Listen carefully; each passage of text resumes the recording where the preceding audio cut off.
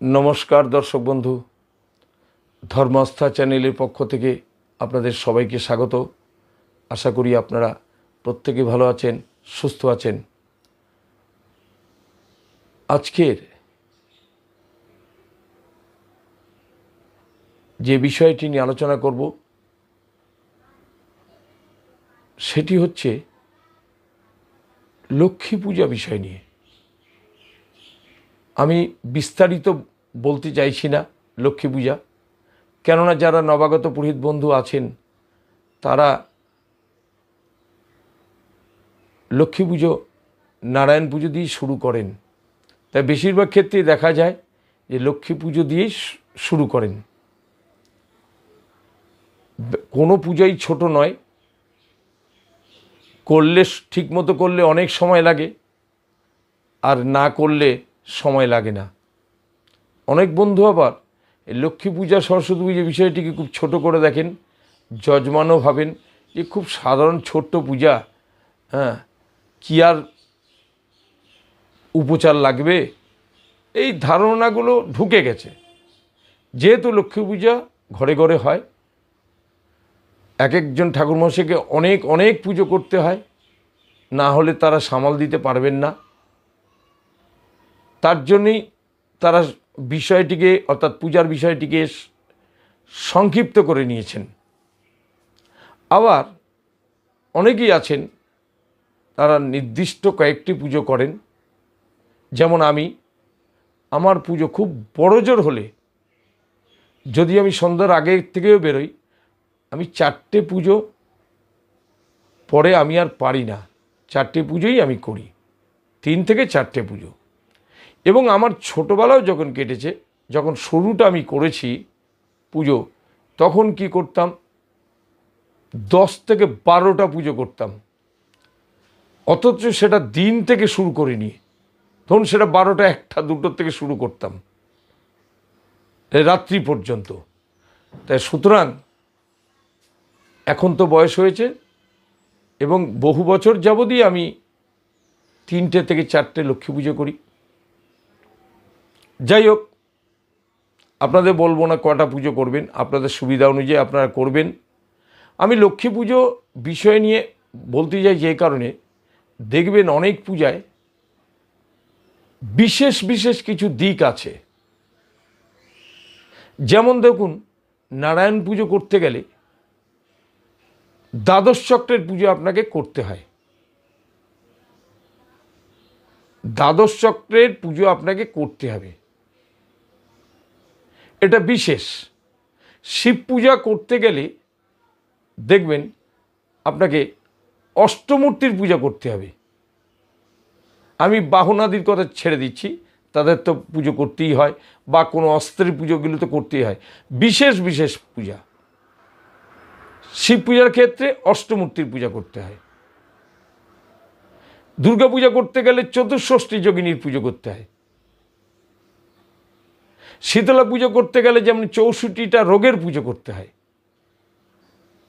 এই যে লক্ষ্মী পুজো করতে গেলে যেমন ইন্দ্রের পুজো করতে হয়, ধনবধিপতি কুবেরের পুজো করতে হয়।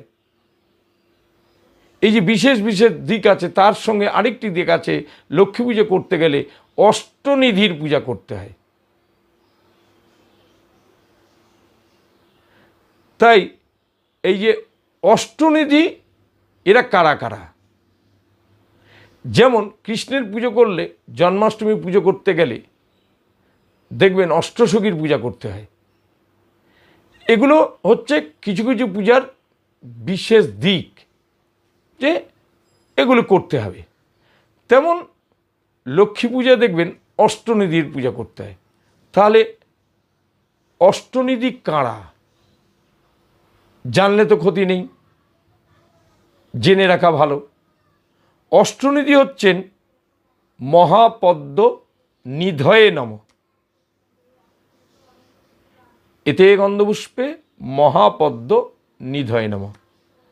তারপরে হচ্ছে পদ্ম নিধয়ে নম, তারপরে হচ্ছে শঙ্খ নিধয়ে নম, তারপরে হচ্ছে মকর নিধয়ে নম, তারপরে হচ্ছে কচ্ছপ নিধয়ে নম, তারপরে হচ্ছে মুকুন্দ নিধয়ে নম, তারপর হচ্ছে কুন্দ নিধয়ে নম, তারপর হচ্ছে নীল নিধয়ে নম। প্রথমে ওং দিয়ে শুরু করবেন, পরে নম দিয়ে শেষ করতে হয়। তা এই হচ্ছে অষ্টনিধির পূজা করতে গেলে এনাদের নামের প্রয়োজন হবে। কেউ যদি একসাথে পূজা করে থাকেন এতে গন্ধপুষ্পে অষ্টনিধিভ্য নম, আমি সে বিষয় নিয়ে বলতে চাইছি না।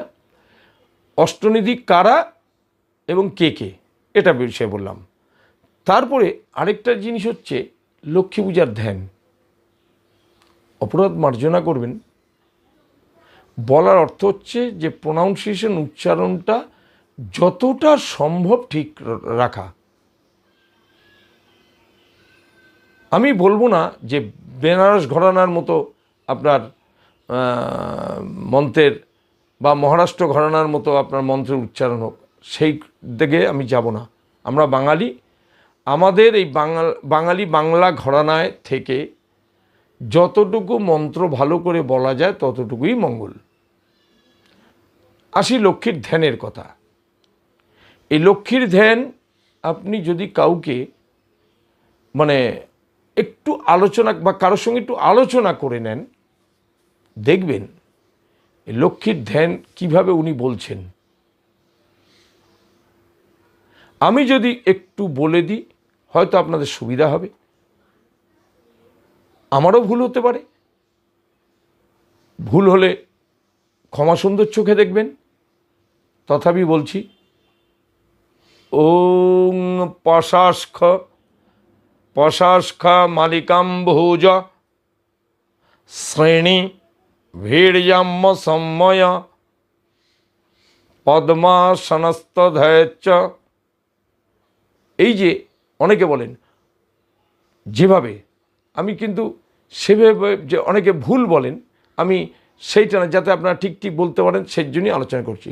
ওং পশাস্ক মালিকাম্ভোজ শ্রেণীভীর্যাম্য সম্ময় পদ্মাসনস্তধৈর্য শ্রিয়তৈলক্যমাতরম গৌরবর্ণাং সুরূপঞ্চ সর্বলঙ্কারভূষিতাম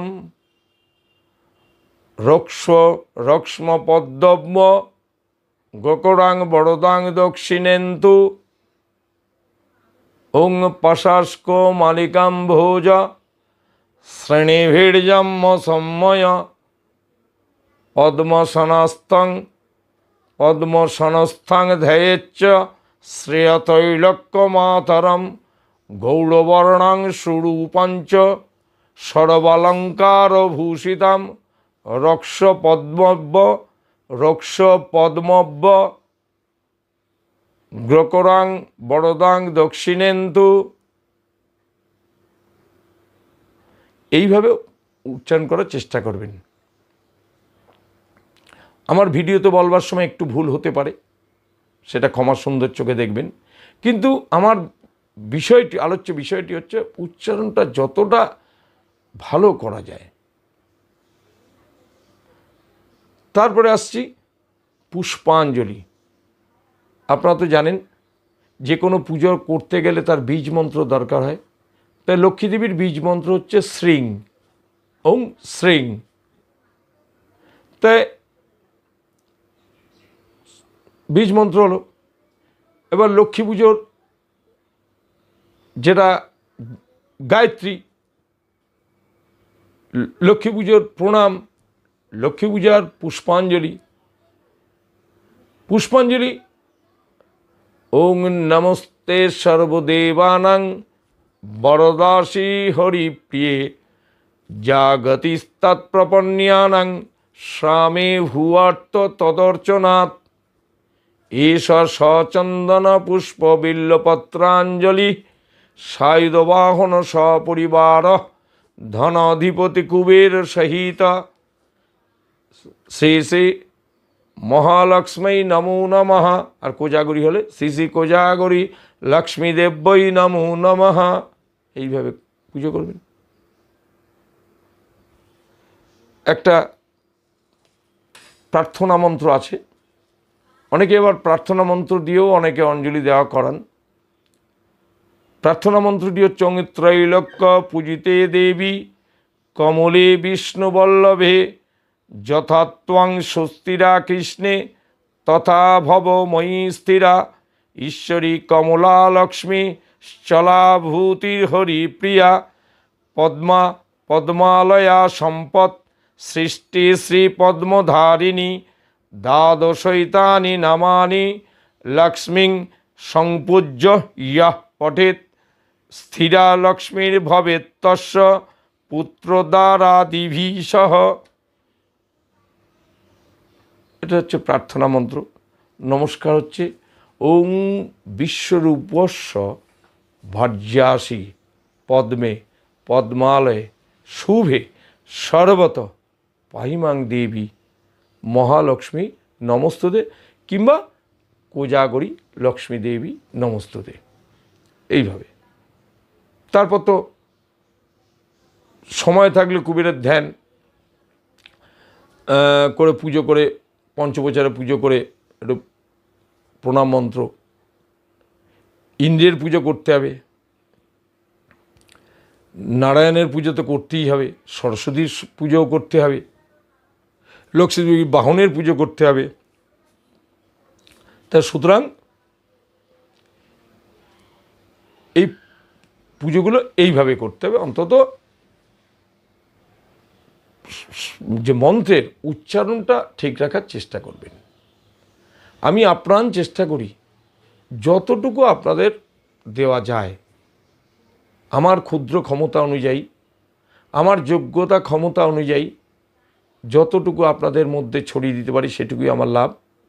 কেননা আপনাদের দেওয়ার মতো আমার তরফ থেকে আর কিছুই নেই।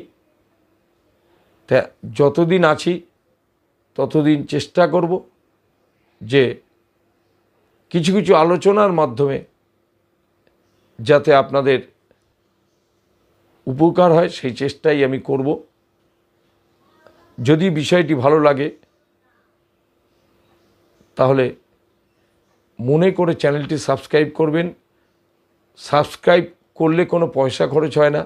সাবস্ক্রাইব করলে লাভটা কী হয়, প্রত্যেকটি ভিডিও, এই ধর্মস্থার চ্যানেলের যতগুলো ভিডিও আছে প্রত্যেকটি ভিডিও আপনি অনায়াসে পেয়ে যাবেন, এবং যেগুলো পরবর্তী ভিডিওগুলো আসবে সেগুলোও পেয়ে যাবেন। একটি লাইক দিলে আমাকে উৎসাহিত করবেন লাইক দিয়ে, এবং যতটা যদি অন্যের উপকার চান তাহলে বেশি বেশি করে শেয়ার করবেন। আজ তাহলে এখানে শেষ করছি। নমস্কার।